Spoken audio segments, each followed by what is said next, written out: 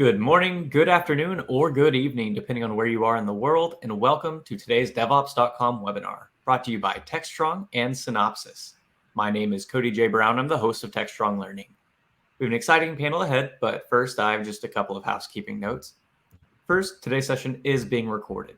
So if you miss any of our discussion, or you'd like to rewatch, re-listen, share with a friend, the on-demand recording will be made available shortly after we conclude our live webinar today.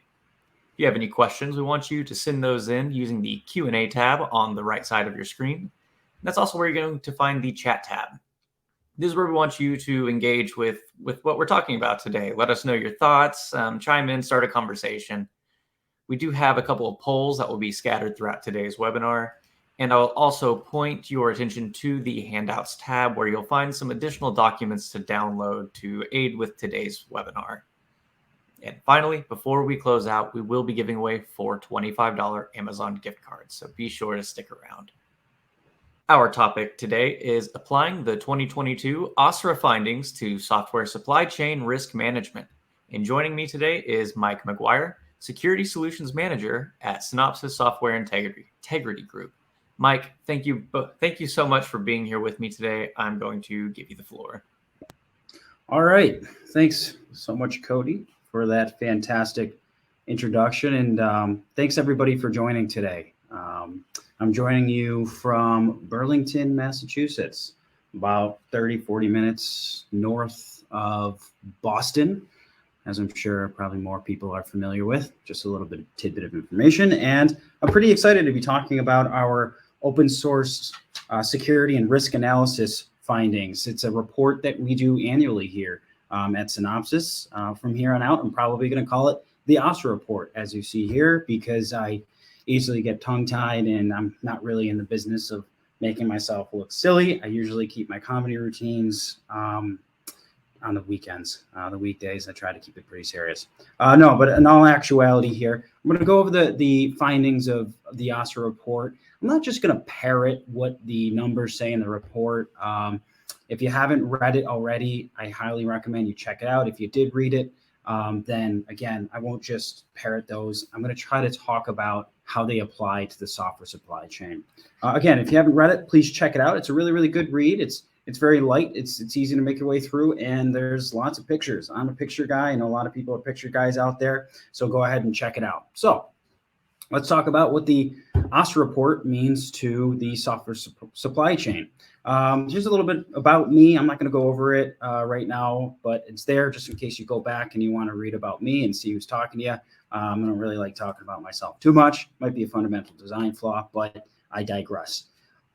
Bit of a high-level agenda here, what we're going to be covering. So first, real quick, couple slides on how we source the data for this report. And then we'll talk a little bit about what a software supply chain looks like, what some modern techniques are for securing the software supply chain, what some of the pitfalls are with that, and how risk can be introduced to that. And then we'll take a look at some of the numbers of the OSSRA report to revert back to that before we wrap it up with some conclusions and some actionable advice, if you will. So again, real quick, where did we source the data for this report? We make some pretty bold assertions. So it's good to have some additional context and assign some integrity to what we're talking about. So what you see here is some results from 451 Research. They do this research every year, and they look at tech transactions within the tech industry. So usually mergers and acquisitions, or M&A, as folks are going to refer to them as. So one company buying another one. It might be a private equity firm purchasing a tech company, or one bigger tech company purchasing a smaller tech company, whatever it may be. And what we're finding was last year, we saw an absolute explosion in these types of transactions. There was a 9% growth in the number of transactions. And since 2017, about a four times more spending. This was the first year that the tech M&A business broke $1 billion. So what this means is we have a lot of data. But again, what does this mean for our report? Well, here at Synopsys, we do what we call black duck audits. So if you have an acquirer, company A, they want to acquire company B, before they go through with that, they want to understand what type of risk is involved. This is called tech due diligence. You might have heard that thrown around a bit before. They also want to go and understand this risk so they can better evaluate the value of the deal. So they're going to go and tell company B, hey, we'd like you to go get your code audited by a trusted third party. And that is where Synopsys comes in. This isn't the only thing we do. This is one of the things we do, but we'll be that trusted third party. We will go through and look at the target company's code, keep it secret because it is still their IP. There is no deal that's been signed yet, so they don't want to show anybody their IP. So we'll look at it and we will communicate the risk to company A, and then they can go forward from there, strike a deal or not strike a deal, depending on the findings. We take all this data, we anonymize it, and that is the data that we look at for the OSSRA report every year. Now, I talked about that explosion in these types of deals. Well, we got to play a hand in a great deal of those transactions this past year. Since last year, we actually saw a 64% increase in the code bases that we audited, that we got to look at. So what that means is we see a bigger piece of the pie. We got more code bases to look at. We're pretty confident with the applicability of our numbers, of the accuracy of our numbers. You can see here that we are not picky with which industries we audit. If they come to us and ask for an audit, we audit them. So this distribution here is it's very reminiscent. It's very reflective of where most of these M&A deals are taking place. You can see up top, the vast majority of these transactions were happening in the enterprise software and SaaS industries. Now, when you think about since COVID, everything going remote, work going remote, shopping, banking, you name it, this really doesn't come as much of a surprise. So with that being said, I'm actually going to open up our very, very first poll question while we have all of the industries here that we found open source, that we're looking for open source in. Just real quick, tell me a little bit. Do you have a defined and enforced open source vetting process within your organization? Do you have a process that you have developers and have to follow before they go and pull an open source component in? Either it's into a repo or they can just pull it in and build it right into an application. And is it enforced, right? This is going to be, a big topic that we talk about today. So please tell me what you're thinking. We got Cody in the background running here. All right, look at our numbers here. I got to move my camera out of the way though, so I can see this. All right, 57% yes, 43% no. So that's about half and half. I like that actually. That's good to see. Okay, wonderful. All right, so let's appreciate the interaction there and the participation. We're going to move forward here, and we got a couple more polls as we go. But let's start talking about the supply chain, right? How we define the supply chain, where the issues come in. But first, let's understand the most basic definition of supply chain, and we can understand that by looking at the ingredients or the composition of modern applications today. So at the very, very beginning, you have the proprietary code, right? Code that your teams write. This is going to be what makes your application unique, right? You're not just going and grabbing everything from open source, or else it wouldn't be unique. Your competitors would be able to do it. So this is how you stand out. This is code being written in-house. Then there's the code that your teams rely on. So open source, vendor libraries, commercial off-the-shelf software. Maybe it's software that you're contracting out that's being written and that you are bringing in. So software that's not being written in-house, but of course, you depend on it. Then, well, today we know it's a very API-dominated application world right now. The way that software is currently distributed, APIs are pretty much impossible to avoid, very powerful. So these are part of composition of your modern application. And then finally, application behavior in various different configuration settings. This is your most basic definition, ingredients list of modern applications. Now, it's important because it shows you where in the supply chain risk can be introduced. But these aren't the only spots for risk, right? Risk can come in from several places across the board. Now, let me use a few examples from the past year or so. You'll probably recognize quite a few of these. So starting over on the very left-hand side here, there was things like dependency confusion. So this is where attackers take advantage of how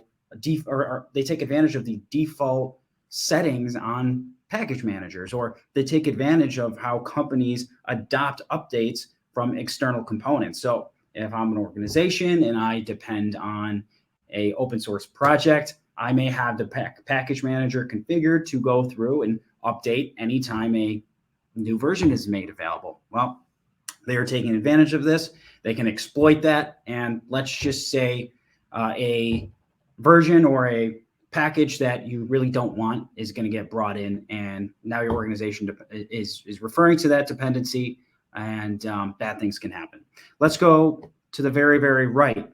I do apologize. This slide, I think it originally built, but very, very right-hand side, open source developer sabotage. You've probably heard of this. So you have a maintainer of an open source project, and for whatever reason, they can get ornery. Maybe they are fed up that they've been putting a lot of time and effort into an open source project, and they're not getting any monetary gain. But you have companies leveraging these open source projects, which are making a lot of money for them. So they go through and change the license terms. So now all these organizations that depend on that open source project, they got to rip it out, or they have to change their distribution model or their deployment model. Or maybe these developers aren't so happy about different politics, right? Whatever political reasons. So they poison their source code or pollute their source code.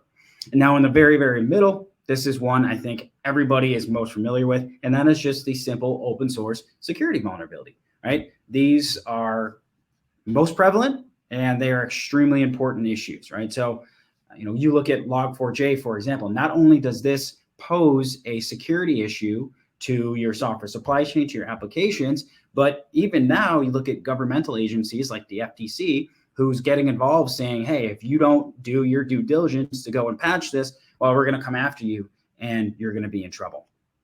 But how does this risk relate to the standard risk management activities or actions that companies are employing today? Because I know you've heard of software supply chain risk management. So you're probably thinking, okay, this is already a thing. Some organizations are trying to do things to get on top of this already.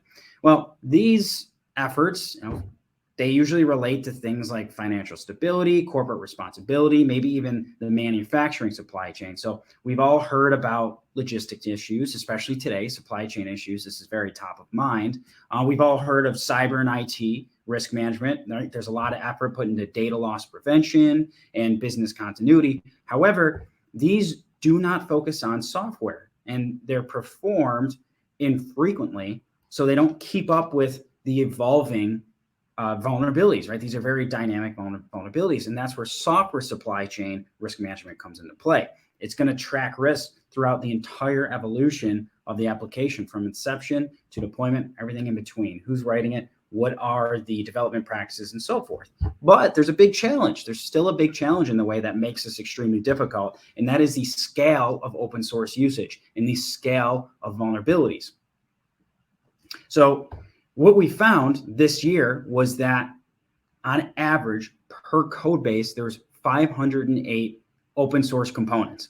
Now you take that number, that's a big number, right? You take that number, multiply it by the 52 new CVEs or vulnerabilities that were disclosed per day in 2021, right? Put those two numbers together, and you see this is a big scale issue. This is a big challenge. And this creates a whole lot of tension. This creates a lot of questions of, what do I patch? When do I patch it? How do I patch it? And so forth.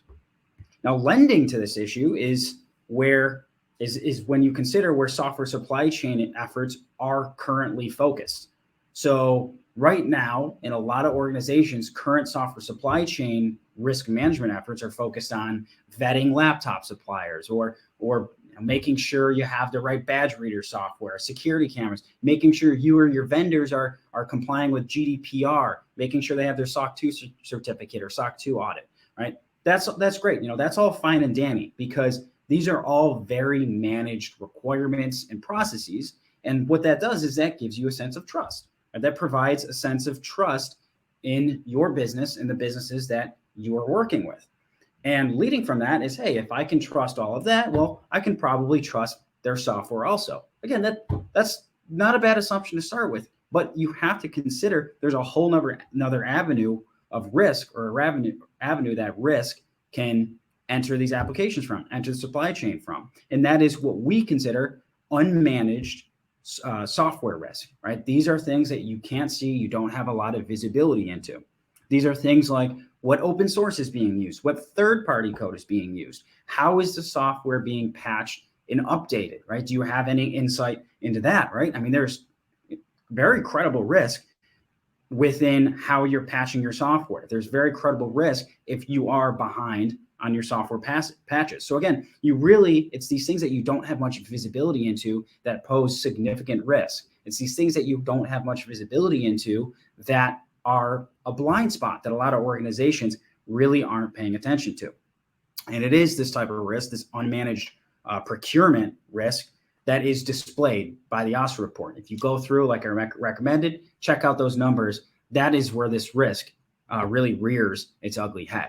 Now, before we start looking at some of the numbers from the OSSRA report, I want to give a quick primer, right, on the software supply chain. I don't want to belabor the point, but I certainly do want to really send it home about how, the ballooning aspect of the software supply chain, the snowballing aspect of it, if you will, like how wide it can expand, with just a few nodes or a few nodes down the supply chain. So I got a couple different scenarios here. First, let's start up top, right? The self-contained development team. So you have a development team, they're going to create an application or a product, and they decide they're going to control all of it. So they're going to decide what the functional requirements are. From there, they'll decide which language or framework to use, which libraries they're going to build, which ones they're going to procure, which ones they're going to use that are open source. They're going to decide how to test, when to test. They're going to decide what is the weakest link, what are the softest targets from a security aspect, and how do we harden those. They're going to decide how often to release and operational expectations. So what's our patch paradigm look like? How far behind in a version graph should we be? All this put together, that's going to be their product. And that's all in-house. They're going to decide all of that. That's fantastic. This is still technically a supply chain. It's just one. It's very manageable. It's very ideal, but it's still a supply chain. However, things don't always work that way. That's very simple. Things don't work that way. I think probably a lot of folks sitting here watching right now can relate more with this second scenario that I'm going to refer to, the distributed development process, if you will. We're going to start all the way over on the right-hand side, product team, and we'll work our way backwards. So you have a product team, and they decide, okay, in order to make this application, we have to depend on this library or these sets of libraries. Well, that's going to be done by this development team. So we're just going to defer to them. And that development team says, that's great. We'll build that. We'll build that library, but this library needs its own dependencies as well. They take the same development methodology and they're going to defer to another team. And that team takes the same methodology and defers to another team for their dependencies, if you will, right? I think you can see how it goes down the line. Well, as you go to the left here, visibility for the product team of what's going into the final product gets blurrier and blurrier and murkier and murkier. And this is how we led to the 508 components per code base on average, right? You probably didn't have the product team originally intending, or a developer originally intending, to go and pick 508 components to put into the application. No, they picked a handful, and those handful have a handful of dependencies, which have another handful of dependencies. It just really just spirals out, as you can see. So again, I just wanted to make sure that we're all on the same page here before moving any further about the visibility of supply chain and how that can really be a challenge. So let's move forward. Let's look at some of the data. Starting with where do risks in supply chain come from? Not the nodes. I already went through the nodes, but seriously, where, which applications, which code bases, which industries? So here are the industries, and what you see here is the percentage of code bases within each industry that contained open source. Now, we see some interesting trends here, and it makes more sense when you consider the fact, my title of this slide, is that open source is all about shared reuse and collaboration in order to aid innovation. So let's take some of the higher numbers here. Internet of Things has the most open source by a long shot. Second most retail and e-commerce, then you have cybersecurity up there as well. Well, I see a few things in common here, right? Why are these so high? I see a few things in common here, and that is the need to be extremely agile, right? So these markets are very saturated.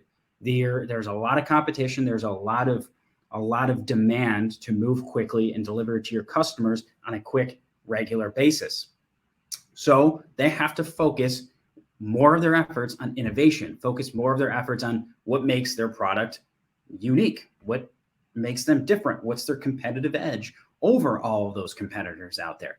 And they have less time to spend on foundational efforts, less time to focus on building an operating system or a database or a password management system. I wouldn't recommend anybody do that on their own anyway. There's a lot out there, and there's a lot of considerations that you don't have expertise in-house. Now let's look at the other side of the spectrum. Computer hardware and semiconductors, aerospace, aviation, automotive, transportation, logistics, a lot lower. So you take the innovation on one side, on this side, it's more so based on regulation. They're making sure that they are meeting regulatory obligations, especially that first one, the aerospace and so forth. So they're not using as much open source. They're still dipping their toe into it. I mean, these are still all very high numbers. Everything is, if it wasn't for hardware and semiconductors, it would be over 60% of the code bases. But they're just starting to get involved in open source. But again, not so much caught up in that quick, agile, innovative paradigm, if you will. Now, shared reuse, or the reuse of these open source components without license compliance, well, this is an issue.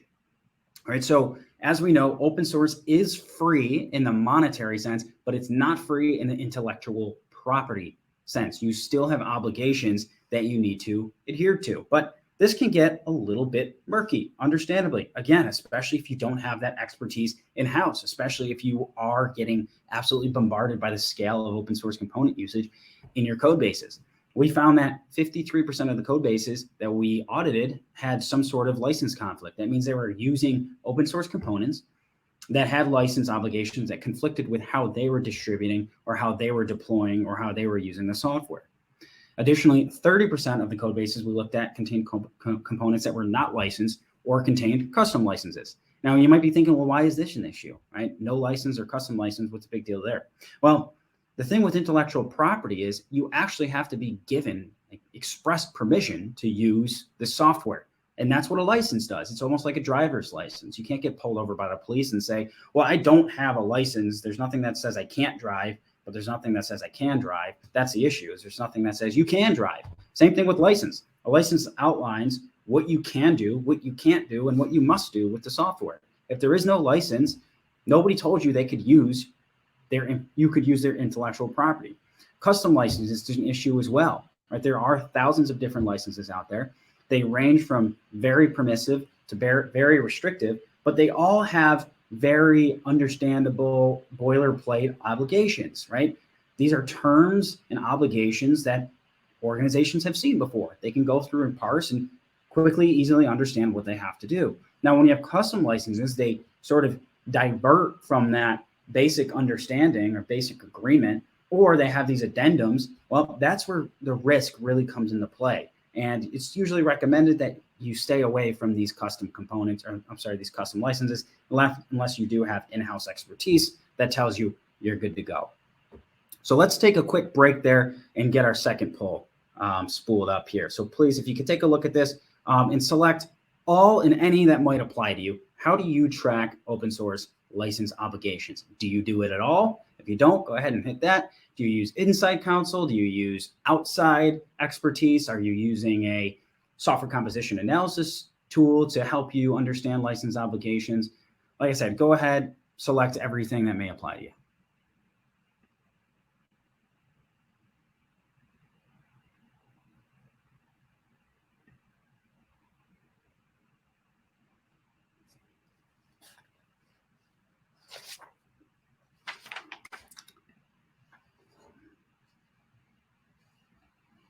Anything you can think of. If nothing, you can hit other. Feel free to throw it in the chat box. All right, what do we got here? Let's see. All right, 11% we don't. 20% we have inside counsel. That's fantastic. 26 manual review without inside counsel. That's good. Manual reviews and we get the job. 21% with an SCA solution. I really like to see that. I see 11% other. That's fantastic. I know there's a whole bunch of different combinations and flavors of license compliance activities out there. So if you want, go ahead, throw it in the chat box. If not, no pressure. We'll move forward. Thanks everybody again for the participation. We'll have one more up, I think a little bit later. Yes. All right, let's get on here. Okay, so that was a license. What about security vulnerabilities, right? High severity vulnerabilities. We found them in every single industry that we looked at. You probably see some concerning numbers here. Let's talk through this a little bit. Internet and mobile applications. Internet of Things. Well, I guess maybe it's not so much of a surprise. We saw that they had the most open source usage. It'll make sense that they have the most vulnerabilities or high severity vulnerabilities, actually. It's makes sense. It's really not an excuse. This could be attributed to the fact, again, back to that, you have to be very agile. They might not be caught up and focused on a lot of these vulnerabilities that are getting thrown over to developers. They're focused on one thing, feature development, getting out the door, beating competition. They could just be overwhelmed by the scale, right? If they're the highest amount of components, I'm willing to bet that they are over that 508 components per code base average. They're probably over that. Remember, it's an average. Half of it's going to be over that. And they're probably getting overwhelmed by vulnerabilities. Aerospace, aviation, automotive. You might be concerned here. Is the airplane that I'm taking on my business trip, are there software vulnerabilities in the code that they're using? There could be, but I'm going to give them a little bit of a pass here, right? There's different patching paradigms depending on the organization. I mean, a lot of these, or that industry, right, aerospace, a lot of these systems are being run in a closed environment where an attacker, there's really no avenue for them to get into. So it's not so much a big issue. Maybe they'll patch it when they do another update or another release, which is every couple of years or so. Either way, it's interesting to look at, but high severity vulnerabilities, no matter what the reason is, no matter what industry it may be in, they're an issue. And finally, we call this operational risk, right? Being up to date with open source, this is a big time scale problem. Again, if you don't have a way to bring open source into your organization in a sustainable fashion, then you can be easily overwhelmed. You can be easily overwhelmed by that 508 components on average multiplied by all those vulnerabilities disclosed per year. You can actually see here the last 4 years of data. It started at 298 and it really spiraled out from there. We're a little bit down from the past year, 528 to 508, but might not really be a significant decrease. It's still an incredible amount of components. So again, what that scale is showing us is difficulty in staying up to date. We found that 85% of the code bases we audited had components that were more than 4 years old. That means there's components had newer versions, but nobody really cared to actually go through and update them. 88% of the code bases that we analyzed contained components with no development activity in the past 2 years, which means what tells me is that these components lost development activity. The maintainers are no longer maintaining this code, which means there's no maintainers in there finding security issues, which means there's none fixing security issues. You could have threat actors in there, though, finding these vulnerabilities, but they're really not known to responsibly disclose. So I like to consider these issues as gateways to security issues. And again, the scale of open source usage only makes this a bigger issue. And this is an area of risk that companies need to be paying a lot more attention to. Now, let's talk real quick about vulnerabilities in general. Open source patching, it's improving, sort of. Again, you can see over the past 3 years here, the average vulnerabilities per code base really skyrocketed last year, came down a little bit. That's really, really good to see. But again, we're finding 81% of the code bases contain vulnerabilities. However, you'll hear me say in anything I write and anything I present, not all vulnerabilities are created equally. They don't all present the same amount of risk. But there's no excuse for this 49% of code bases with high risk vulnerabilities. These high risk vulnerabilities are those remote code execution vulnerabilities, those that have proven exploits out there in the wild. They can be exploited any day. This is the log4 shells. This is the Spring 4 shells. there's really no excuse for these to be lurking around inside applications. But if we click down into it a little bit, you might understand a little bit why these are lurking around so much. Look at our top vulnerable components: jQuery, Lodash, Bootstrap, Jackson Databind, Spring Framework, right? If you talk about Spring Framework, well, if you're a developer, you're probably making an explicit decision to use this component, right? And it just sticks around for the duration of the application lifecycle, and that's it. Now, on the other end of the spectrum, jQuery, it's a lot different. It's deeper in the application stack itself. So the number of unpatched vulnerabilities, it's not surprising. It's deep in the application stack. You have lower visibility of it. And when there's a vulnerability, you don't know how to patch it because you don't know it's there. You can't patch if you don't know it's there. This also lends to the persistency of unpatched vulnerabilities, the graph on the right-hand side. You can see that jQuery takes up 4 out of the 5 of the most persistent unpatched vulnerabilities.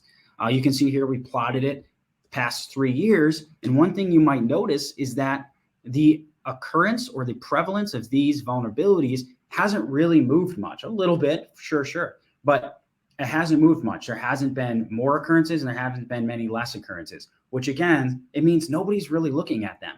But I don't think it's just willful negligence. I just think there's lack of visibility to these components. It's these foundational decisions that impact overall security. It's the security issues in these foundational components that impact security the most. So let's one thing that we really like to do is pick a notable vulnerability every year and break it apart, put it into a timeline, talk about it, and then talk about what we found and maybe draw some conclusions. So I think everybody's pretty familiar with Log4j. You probably all had quite the headache mid-December, late December, going into January 2021 into 2022. So let's break down Log4j a little bit. So it was October of 1999. That was the inception of Log4j. Fast forward 2007, you saw the last new feature, and in 2012 was the last release, 1.2.17. I think a lot of you, especially in developer seats, a lot of you in security seats, probably saw a whole lot of 1.2.17 kicking around when you were working your way through remediating the Log4j vulnerability debacle. July 2012, Log4j 2 started in development. This was mainly to fix architectural issues and so forth. The first GA for that was a couple years later in 2014. The end of life for version 1 was a little bit after that in 2015. There were still 6 CVEs with no plan to fix them. And then 2.14 was released, and that was in November of 2020. And this is what we found most teams to be on, the version they were on when the big vulnerability was disclosed back in December of 2021. After that, there was a whole bunch of patch flurries, there's a flurry of patches to respond to the vulnerability. And that ultimately got us to where we are now, 2.17.2. However, if we look at how many organizations had which version, we saw an ever decreasing adoption rate the closer organizations got to 2.17.2, the most recent version.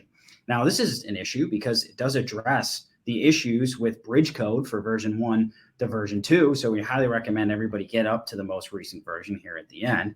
But regardless, we took a look at all of the versions in the vulnerable range of the Log4j vulnerability, or Log4 shell, if you will. And we found that 15% of the code bases we looked at still contain vulnerable versions of Log4j. I mean, not only is this a huge security issue, but we even saw the FTC said that if organizations don't do due diligence in remediating this issue, they're going to come after them. But another thing that we found that is easy to overlook, an issue that we saw that was easy to overlook, I don't know if you picked up on it, but we heard that a lot of organizations saw it was 1.2.17 kicking around when they were remediating vulnerabilities. That's an issue. That means organizations aren't really handling end of life very well, right? They're not upgrading the Log4j 2 very well. And that goes back to that operational, right? The up-to-date issues that I was talking about, which again can be just tracked down to overall scale issues. So with that being said, let's open up our last poll question. Very, very simple. How many of my viewers had applications that they write were impacted by Log4 Shell, whichever version, the whole entire vulnerable span of them. How many of my viewers' organizations or the applications that they build or operate were impacted? Simple yes or no will do. I'm just pretty curious.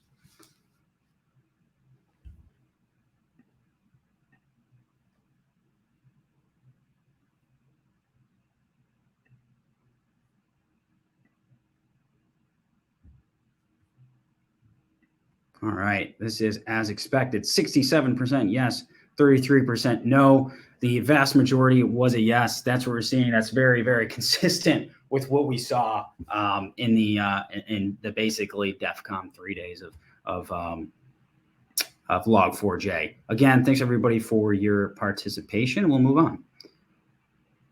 Okay. So another thing we like to do instead of picking one, in addition to picking one vulnerability and breaking down, is we try to look at some of the more popular vulnerabilities, prevalent vulnerabilities, and tie them back to a theme. So the vulnerabilities you see highlighted in green, these are trending up. These are improving, which means they're appearing less and less inside of the code bases we analyze.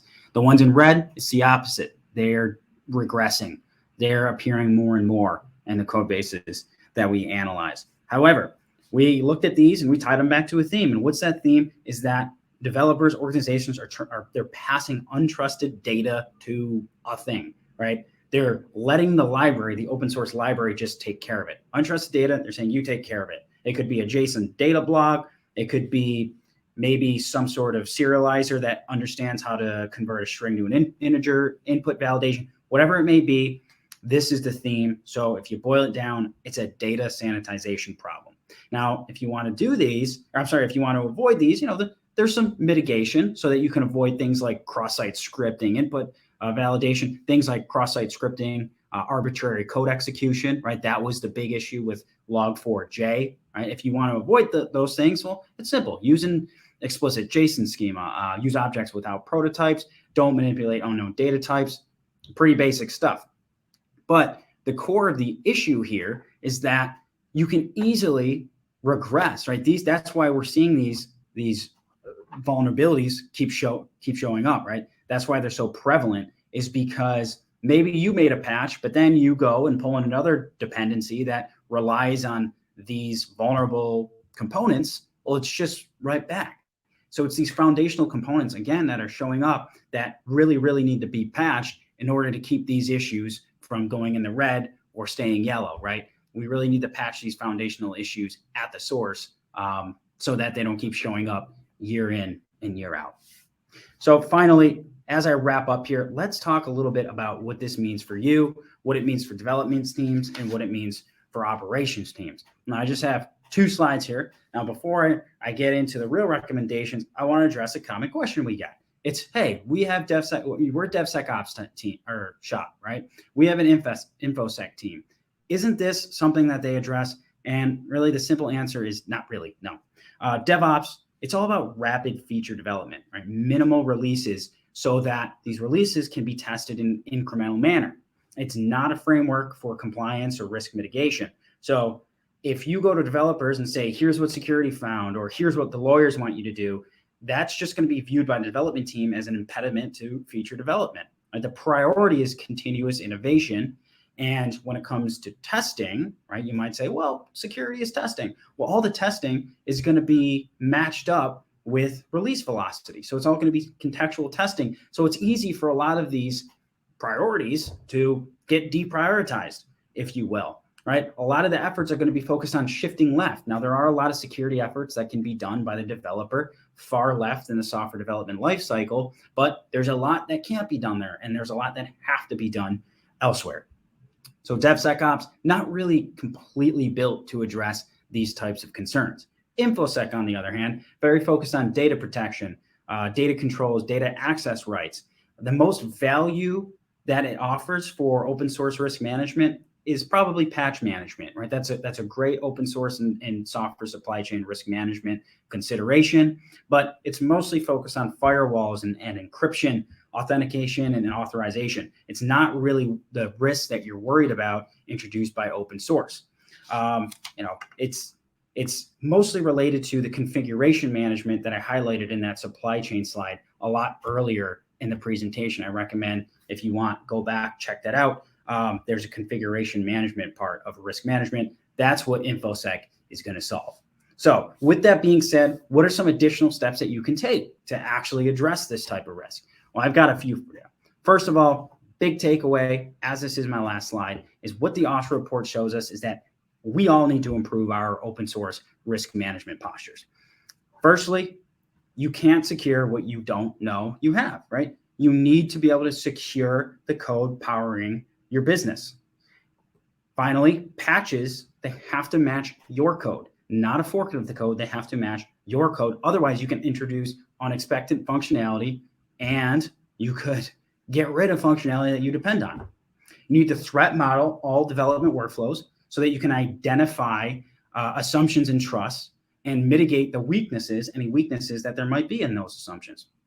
And this is not just for proprietary code. This is for open source code, third-party code, and APIs, right? Another avenue of risk, another avenue for risk to get into your software supply chain. You need to evaluate the trust in all of those, the trust assumption in all of those. Right? You don't want your software supply chain to be the weakest link in your security efforts. And finally, you need to scale your efforts, right? So if the 508 components on average is the norm, then, or is your norm, right? Then you need to be able to automate your open source risk management. You need to automatically identify those. You need to automatically be notified of new vulnerabilities, right? Because any component can become vulnerable at any time. And of course, there's the operational risk aspect. Again, in order to scale to that usage, which is almost unavoidable, that usage now, it is the norm, you do need to automate your open source risk management. Now, finally, with all these three things, if you do all these three things, you will have good visibility of the open source projects that you depend on. But now, what do you do now? You have to support those projects. You have to invest in their success, right? Encourage your developers to contribute to the projects that you depend on, to the foundational projects you depend on, right? Look into supporting not with just developer effort, but monetary contributions as well. Hire the contributors to those open source projects, right? Encourage your developers to do it on the clock and in their free time if they like, if that's what they're into. So that's how you can support the project.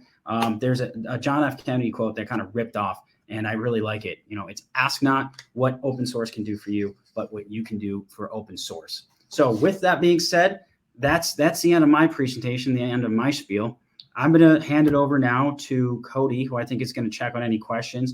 But before he does that, just a quick thank you, everybody, for your attention. Thank you, everybody, for your time. I really enjoy being able to come through and go through these results and try to relate them to your everyday life. So our first question reads, would it be in our best interest to try to limit the amount of open source we use? I don't think so. I don't think that's where you should be focusing the majority of your efforts, especially if it's already completely ingrained inside your applications, because open source has tons of benefits, right? This is the way of the modern application development now. This is how it works.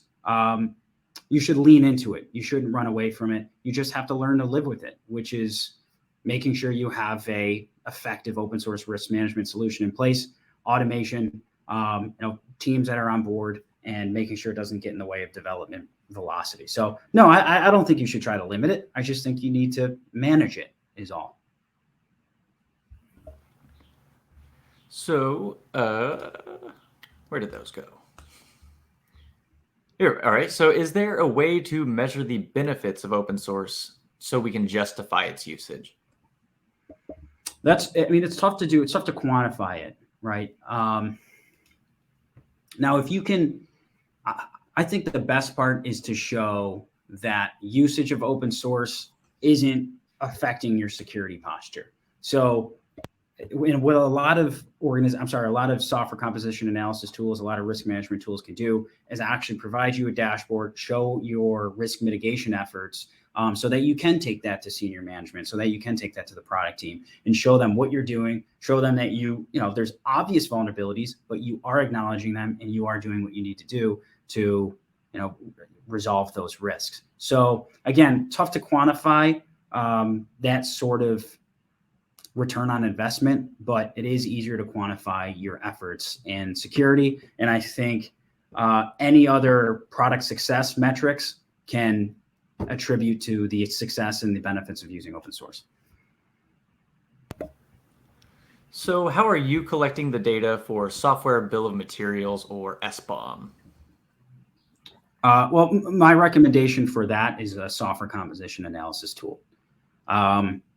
Software composition analysis tool, a good one, is going to go through, it's going to identify all the open source in your applications, no matter from a package manager or files and directory signatures, binaries, snippets, just snippets of code. It can identify all those, and it's going to put together a open source bill of materials. I know at Synopsys, our SCA solution is Black Duck, and it exports Cyclone DX and SPDX, which are both approved formats from the NTIA here in the United States, here in North America, for an SBOM. So it's going to be a software composition analysis tool that goes, puts it together, gets all the information, and exports it in a format that's approved, a machine readable format that's approved, has all the information needed, and then you can give that to your whoever's asking for it from you, whether it be your customers, or you can use it internally. So you can monitor everything on that software bill of materials for whatever reason, tracking license obligations, monitoring for vulnerabilities in already deployed applications. So next question reads, how do you decide which vulnerabilities are considered high severity? That is done. So we have a Black Duck. So we have a security advisory team. We call it the BDSA team, or the Black Duck Security Advisory Team. They're just a team of cybersecurity experts, and they analyze every vulnerability that comes through. That affects our database, which is pretty much every single one that comes through. They analyze it, and they use the CVSS, the Common Vulnerability Scoring System, to assign numbers that gets communicated to our customers and gives them a severity on a scale from 0 to 10, 10 being the most severe. A big part of that is if an exploit is available or is available out in the wild, and what type of exploit. So like I said, a remote code execution where an attacker can execute arbitrary code from a completely remote location or server, then that's a big issue, right? That's like log4j, if you will. So there's tons of different metrics that determine severity. I would recommend checking out CVSS scoring if you want to know a lot more about those metrics and how they're decided. All right, it looks like we are getting to the end of our questions. So again, I'll remind everyone to take this time right here to send in any questions or thoughts you have for us. So aren't there always going to be unpatched vulnerabilities, and are we supposed to patch every single one? No. Yes, there are always going to be. Yes, there are always going to be unpatched vulnerabilities. It's just the way of the world. It's part of modern software development now. You're always going to have vulnerabilities. And no, you can't be expected to patch every single one. You can't throw every single one over to developers, not unless you're in the business of patching vulnerabilities, as opposed to the business of providing software to your users. The important thing that you have to do is prioritize. You need to understand what poses the most risk to your organization, and which vulnerabilities are reachable by attackers, which give up the most data, which are more realistically able to be exploited, which actually have exploits.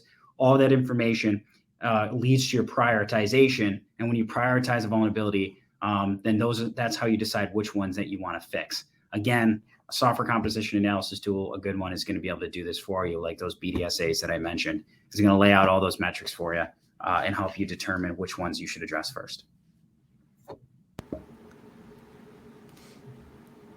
Excellent. Well, Mike, I am not seeing any more questions coming in, so I'll return the floor to you one more time if you've got anything you want to leave the audience with before we close out. That is it. No, again, I just want to thank everybody again for their time. I appreciate it. Thanks for calling out. Thanks for checking this out. If you have any other questions, I'm sure that Cody would be able to point you in the right direction to contact us. Again, make sure you're managing your open source. And it's not an open source issue. It's a management issue.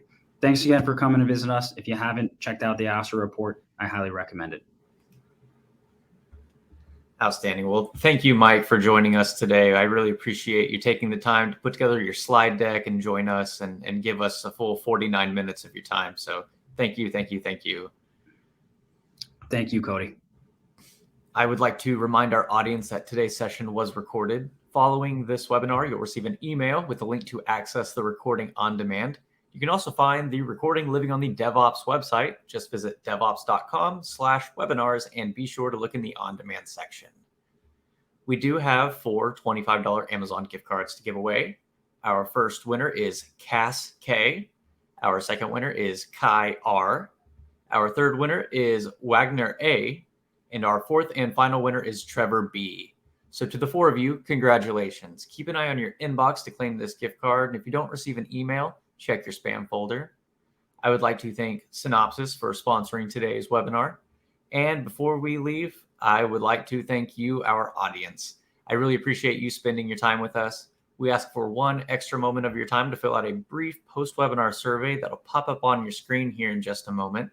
But otherwise, we hope to see you at a future upcoming Techstrong Learning webinar. Everyone, have a great rest of your day. And Mike, thank you so much for being here with me once more. My pleasure. Thanks, Cody.